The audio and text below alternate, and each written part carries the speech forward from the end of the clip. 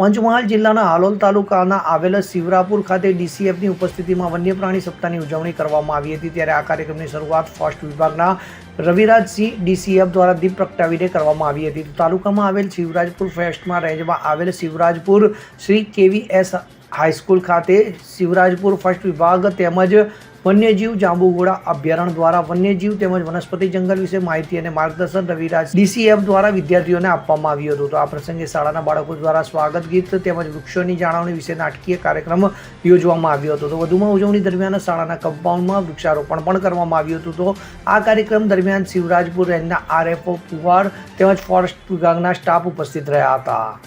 કિરણ ગોયલ સાથે CN24 news Panchmahal. હવે જુઓ દેશ દુનિયાની તમામ ખબરો તમારી આંગળીના ટેરવે।